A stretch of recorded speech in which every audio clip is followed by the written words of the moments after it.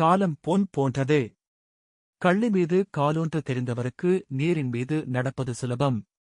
ஒவ்வொரு பெணுக்குள்ளும் ராஜராஜேஸ்வரியும் இருக்கிறாள், ராஜகாளியும் இருக்கிறாள். ஒரு பக்தர் கடவுளை பார்த்து வேண்டினார், இறைவா, போன ஜென்மத்தில் நான் உன்னை வணங்கவில்லை, அடுத்த ஜென்மத்திலும் வணங்கப் போவதில்லை எனறான். அதை பார்த்தவர்கள் ஆச்சரியப்பட்டு கேட்டனர்.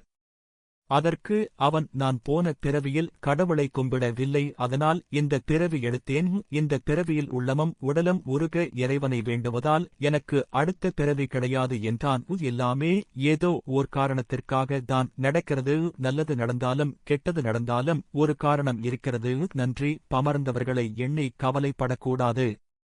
நாம் செய்யும் உதவியை மனிதர்கள் மறந்தாலும் கடவுள் மறப்பதில்லை. உங்களை யார் குறை கூறினாலும் அவர்களுக்கு நன்றி கூறுங்கள், ஏனென்றால் அவர்கள்தான் உங்கள் முன்னேற்றத்திற்கு காரணமாக இருப்பார்கள். எதிர்க்கட்சி பலமாக இருந்தால்தான் ஆளுங்கட்சி நல்ல விதம் ஆட்சி செய்ய முடியும்.